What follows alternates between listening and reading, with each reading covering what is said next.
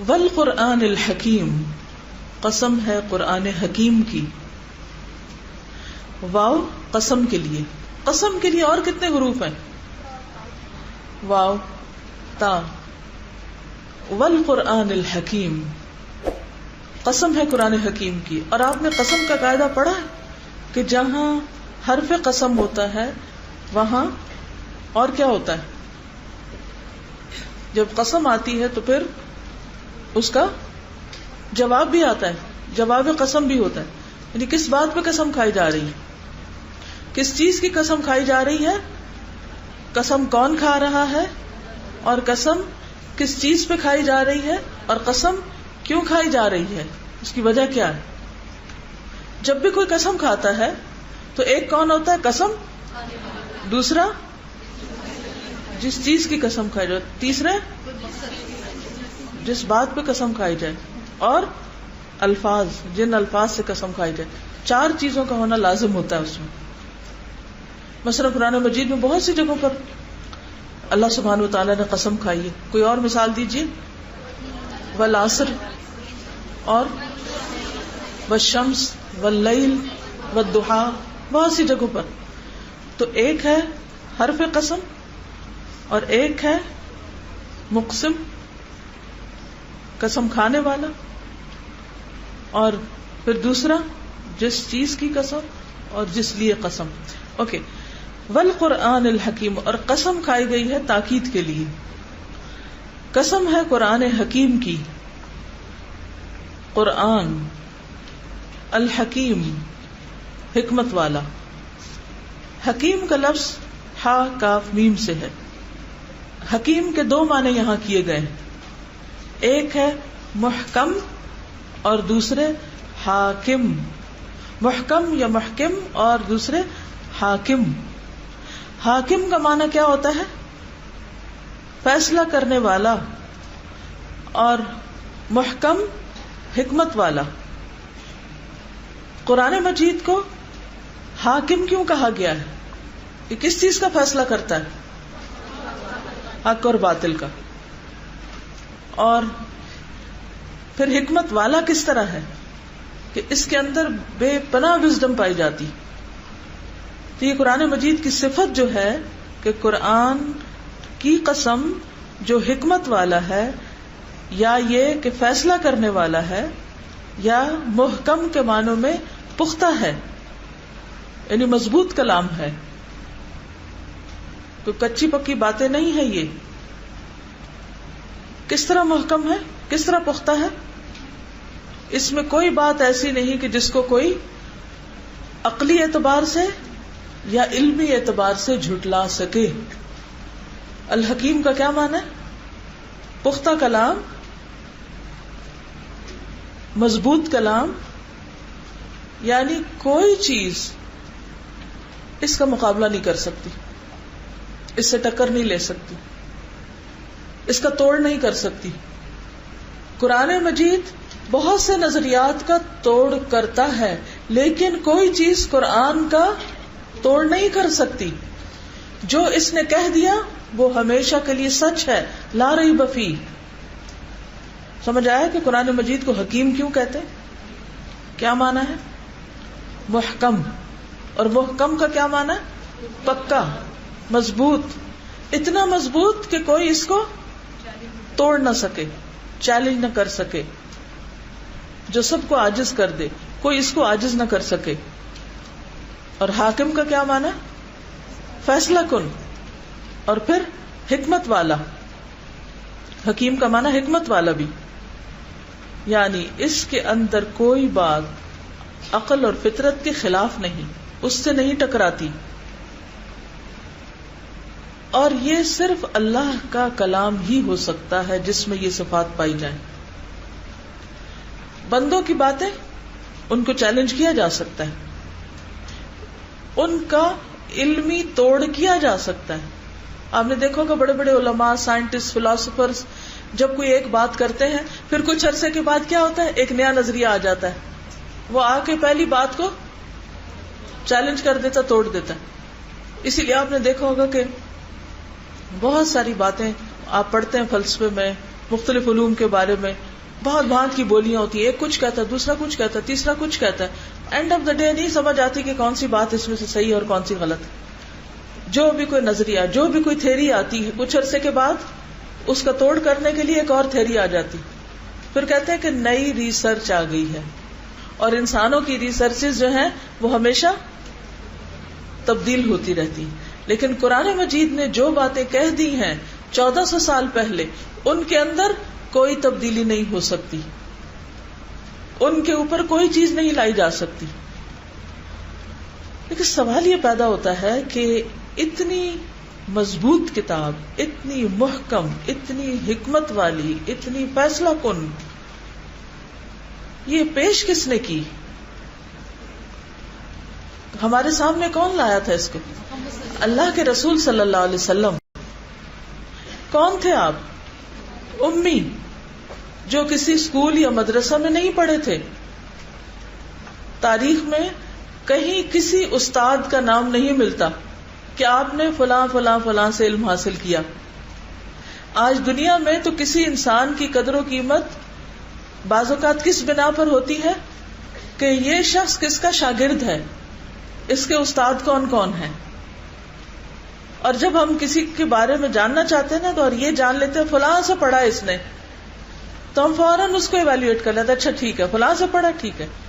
آج بھی آپ دیکھیں کہ مختلف یونیورسٹیز کی ڈگریز کی کیا ویلیو ہے. ہارورڈ سے پڑھے ہو، فلاں جگہ سے پڑھے. ضروری تو نہیں کہ ہر وہ شخص جو ہارورڈ سے پڑھا ہو وہ بہت قابل ہوگا، یا ایسا ہی ہے. ضروری نہیں کہ ہر وہ شخص جو آکسفورڈ سے پڑھا وہ بہت اعلیٰ درجے کا صاحب علم ہوگا، ایسا نہیں ہوتا. تو کہنے کی بات یہ ہے کہ اللہ کے رسول صلی اللہ علیہ وسلم نے اتنا زبردست یہ کلام اللہ سبحانہ وتعالیٰ کی طرف سے پیش کیا، اور یہ کلام آپ کا اپنا نہیں. اور اس کی دلیل یہ ہے کہ آپ کون تھے؟ امی تھے، آپ کا کوئی استاد نہ تھا. اس کلام نے تمام عرب کو گم کر دیا، ان کی زبانیں بند کر دی. جب انا آتینا کل کوثر نازل ہوئی تو اس کو کعبہ میں لٹکایا گیا، تو اس کے آگے جو اس وقت کا بہت مشہور شاعر تھا، اس نے کیا لکھا؟ واللہ ما ھذا کلام البشر، اللہ کی قسم یہ کسی انسان کا کلام ہے ہی نہیں. اور اس نے اس کے بعد شاعری چھوڑ دی. تو والقرآن الحکیم، قسم ہے حکمت بھرے قرآن کی. انک لمن المرسلین، بے شک آپ رسولوں میں سے ہیں، بے شک آپ پیغمبروں میں سے ہیں. واو قسم کے لیے ہے. کس چیز کی قسم کھائی جا رہی ہے؟ قرآن حکیم کی. کس بات پہ قسم کھائی جا رہی ہے؟ کہ محمد صلی اللہ علیہ وسلم رسولوں میں سے ہیں. گویا آپ کی رسالت کے سچا ہونے کی قسم کھائی جا رہی ہے. اب اس آیت کو پڑھیے آج کل کے حالات کے کانٹیکس میں. جب دنیا میں بہت سارے لوگ آپ کو رسول ماننے کو تیار نہیں، کیونکہ اگر وہ مانتے ہوتے تو وہ جرت بھی نہ کرتے، وہ سوچتے بھی نہ کہ وہ آپ کے ایسے کچھ خاکے بناتے، وہ ایسی کوئی بات بھی زبان سے نہ نکالتے، شاید ایسا کوئی خیال بھی دل سے نہ گزرتا. کیونکہ جس پر ایمان ہوتا ہے اور ایمان سچا ہوتا ہے تو پھر وہ ایمان محبت کا تقاضا بھی کرتا ہے، وہ ایمان اطاعت اور پیروی کا تقاضا بھی کرتا ہے، اور وہ عزت اور احترام کا تقاضا بھی کرتا ہے. لیکن جب ایمان نہیں ہوتا کسی بھی پیغمبر پر، پھر جو آپ جی چاہے کریں. اسی لیے کہا نا جب تمہارے اندر حیا نہیں تو پھر کیا کرو؟ جو جی چاہے کرو. اور حیا نہ ہو تو پھر کیا ہوتا ہے؟ ایمان بھی نہیں ہوتا. ایمان نہ ہو تو حیا بھی نہیں ہوتا. یہ سب کچھ دنیا میں کیوں ہو رہا ہے؟ کیونکہ حیا ہی نہیں. اور حیا کیوں نہیں؟ ایمان نہیں. کیونکہ بات یہ ہے کہ جس کے اندر حیا ہوگا وہ تو ایسی بات سوچ بھی نہیں سکے گا. ایسا مقابلہ کرنا کرانا تو دور کی بات، اس کے تو خیال سے بھی یہ بات نہیں گزر سکتی کہ اتنی محترم شخصیت کے بارے میں ایسی کوئی بات کہی بھی جائے. تو آپ دیکھیے نا اس وقت دنیا میں جو ایک وبا پھیلی ہوئی ہے ایمان نہ ہونے کی، اس کی کیسی کیسی خرابیاں انسان دیکھ رہے ہیں، اس کے نتیجے میں کیسی کیسی حرکتیں انسانیت کر رہی ہیں. یعنی مذاق اڑانے کے لیے، کسی کی ہنسی اڑانے کے لیے، کسی کو حقیر ثابت کرنے کے لیے، کسی کو لیٹ ڈاؤن کرنے کے لیے، اور کوئی چیز نہیں رہ گئی تھی کہ اللہ کے ایک پیغمبر ہی کے بارے میں یہ سب کچھ کرنا تھا. یعنی یہ ایسی باتیں نا جن کو عقل بھی نہیں مانتی. دین، مذہب، شریعت تو ایک طرف رکھیے، عقل بھی نہیں مانتی کہ جو انسان دنیا میں اتنا بڑا انقلاب لایا ہو، اور اتنا پیسفل انقلاب، اور جس نے انسانوں کی سوچ اور ذہن کا دھارا بدل دیا ہو، جس نے انسانیت کو اتنا کچھ دیا ہو، اس کے بارے میں ایسی مذموم جسارت. تو بات یہ ہے کہ صرف آج نہیں، اس دور میں بھی لوگ آپ کو کیا کہتے تھے؟ اس دور میں بھی آپ کی ہنسی اڑاتے تھے، اور آپ کو مجنون کہتے، اور آپ کو شاعر کہتے، دیوانہ کہتے. اور سب سے بڑی بات یہ کہ وہ آپ کو رسول ماننے کو تیار نہیں تھے، اور وہ کہتے تھے لست مرسلا، آپ نہیں بھیجے گئے، ہم نہیں آپ کو رسول مانتے. تو اللہ سبحانہ و تعالی نے ایک طرف نبی صلی اللہ علیہ وسلم کو تسلی دی کہ آپ یقیناً رسولوں میں سے ہیں، اور دوسری طرف لوگوں کو یقین دہانی کرا دی. کس بات کی؟ کہ تم مانتے ہو یا نہیں مانتے، قرآن گواہی دے رہا ہے جو حکمت والی کتاب ہے. کس بات کی گواہی؟ کس بات پہ قسم کھا رہا ہے؟ کہ محمد صلی اللہ علیہ وسلم یقیناً رسولوں میں سے ہیں. اب دیکھیے کہ جب دنیا کی اکثریت ایسی حرکتیں کرنے لگتی ہے نا، اور ہر طرف ایک طوفان اٹھ کھڑا ہوتا ہے ایسی باتوں کا، تو بعض لوگ جن کے ایمان ڈاواں ڈول ہوتے ہیں وہ سوچنے بھی لگ جاتے ہیں، یا بعض اوقات ایسے پروپیگنڈے سے مروب بھی ہونے لگتے ہیں. تو اس موقع پر قرآن پاک کے یہ حصے انسان کی ایمان کو مضبوط کرتے ہیں. آپ کے حق پر ہونے کی سب سے بڑی گواہی بھی سب سے بڑی ذات نے دی، اور وہ اللہ رب العزت کی ذات، کہ والقرآن الحکیم. اللہ تعالیٰ یہ بات ویسے بھی تو بتا سکتے تھے کہ لوگوں یقین رکھو کہ محمد صلی اللہ علیہ وسلم سچے رسول ہیں، لیکن اللہ سبحانہ تعالیٰ نے قسم کھا کے بات کہی. اور پھر کس چیز کی قسم کھائی؟ قرآن پاک کی. کیوں قرآن پاک کی قسم کھائی؟ کہ قرآن پاک آج بھی ہمارے سامنے ہے، اور قرآن مجید ایسی کتاب ہے کہ جو ایک معجزہ ہے، انسانوں کو عاجز کر دینے والی ہے، اور ہر دور میں اپنے اندر ایسے مضبوط دلائل رکھتی ہے یہ کتاب کہ کوئی اس کو چیلنج نہیں کر سکتا. تو یہ کتاب گواہی دیتی ہے. اس کتاب کی قسم کھا کے اللہ سبحانہ تعالیٰ نے آپ کی رسالت کو ثابت کیا ہے، اس کے حق میں گواہی دی ہے. اور پھر مزید تفصیل کہ علی صراط مستقیم، آپ سیدھے رستے پر ہیں.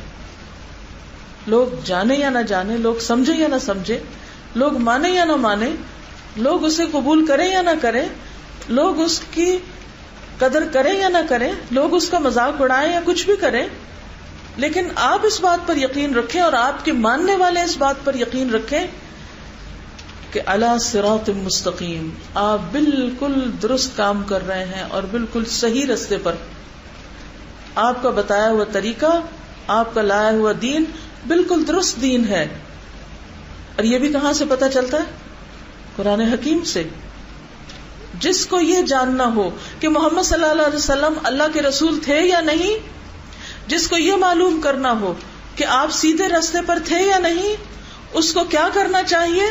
دلیل کے لیے، حقیقت جاننے کے لیے قرآن مجید کو پڑھ کے دیکھو. یہ تمہیں بتائے گا محمد کون تھے صلی اللہ علیہ وسلم، اور وہ کیوں آئے تھے، اور وہ کیا لائے تھے، اور ان کا مقام کیا ہے. تو خلاصہ کیا ہے؟ جو دنیا بھر میں آفت آئی ہوئی ہے، اس کے لیے حل کیا ہے؟ کیا کریں پھر؟ کرنے کا کام کیا ہے؟ نہ صرف یہ کہ خود پڑھیں، بلکہ اوروں تک بھی اس کو لے جائیں، اوروں کو پڑھائیں، اوروں کو بتائیں، اوروں تک پہنچائیں. دنیا سے یہ چیزیں ختم تو ہو نہیں سکتی کہ جب تک شیطان ہے کچھ نہ کچھ ہوتا رہے گا، لیکن ان شیطانوں کے بہکاوے میں بہت سے معصوم لوگ بھی آ جاتے ہیں. تو ان کو ایسے شیطانی ٹریپس سے بچانے کے لیے ان سارے مسائل کے حل کے طور پر پھر لائے عمل سب مسلمانوں کے لیے یہی ہے کہ وہ قرآن کی روشنی کو عام کریں، کیونکہ قرآن ہی فیصلہ کن چیز ہے. یہی الحکیم ہے جو حاکم ہے، جو فیصلہ کرے گا اور جو آپ کو صحیح رستہ دکھائے گا. اب سمجھ آئی کہ قرآن کے ساتھ حکیم کا لفظ کیوں آیا ہے. اس بات پر کہ آپ رسول ہیں اس کے لیے قرآن حکیم کی قسم کیوں کھائی گئی ہے. لا تحسبوه شرا لکم بل هو خیر لکم. اس کے ذریعے بہت سے لوگ ہدایت بھی پائیں گے انشاءاللہ، اور بہت سے سوئے ہوئے مسلمان جاگ بھی اٹھے ہیں. یعنی اس کلام کے ذریعے اللہ سبحانہ وتعالیٰ نے اپنے رسول کی اور اپنی کتاب کی اہمیت ہم سب پر واضح کر دی ہے. یاسین والقرآن الحکیم انک لمن المرسلین علی صراط مستقیم. لوگ جو چاہیں باتیں بنائیں، اس دین کا، اس رسول کا، اس کتاب کا جتنا چاہے مذاق اڑائیں، لیکن حقیقت یہ ہے کہ سیدھا راستہ یہیں سے گزرتا ہے. وہ راستہ جو بالکل درست اور منزل تک پہنچانے والا ہے. زندگی کے اس سفر میں بھی انسان کو صحیح رہنمائی دینے والا ہے، اور اختتام پر، اینڈ میں، اگر کوئی اس راستے پر جمع رہتا ہے تو جنت تک پہنچانے والا ہے. سورۃ الشورى آیت 52 اور 53 میں آتا ہے وَإِنَّكَ لَتَهْدِي إِلَى صِرَاطٍ مُسْتَقِيمٍ. اور بے شک آپ یقیناً ہدایت دیتے ہیں سیدھے راستے کی طرف، یعنی رسول اللہ صلی اللہ علیہ وسلم. صراط اللہ الذی لہ ما فی السماوات وما فی الارض. راستہ اس ہستی کا، اس ذات کا جو آسمانوں اور زمین کا مالک ہے، جس کے ہاتھ میں آسمان و زمین کی ساری بادشاہت ہے. الا الی اللہ تصیر الامور. خبردار، اللہ کی طرف لوٹتے ہیں سارے فیصلے، سب چیزیں واپس اسی کی طرف جانے والی ہیں. لیکن اللہ سبحانہ وتعالیٰ نے اس بات کو واضح فرما دیا کہ نبی صلی اللہ علیہ وسلم خود سیدھے راستے پر ہیں، علی صراط مستقیم ہے، اور وَإِنَّكَ لَتَهْدِي إِلَى صِرَاطٍ مُسْتَقِيمٍ. اور یہ صراط مستقیم ہے کیا؟ صراط اللہ، اللہ کا راستہ. الذی، کون ہے وہ اللہ؟ لہ ما فی السماوات وما فی الارض، جو مالک ہے آسمان و زمین کی ہر چیز کا، سب سے بڑا، اور سارے امور اسی کی طرف پلٹتے ہیں، اور ان کا اصل فیصلہ وہی کرے گا.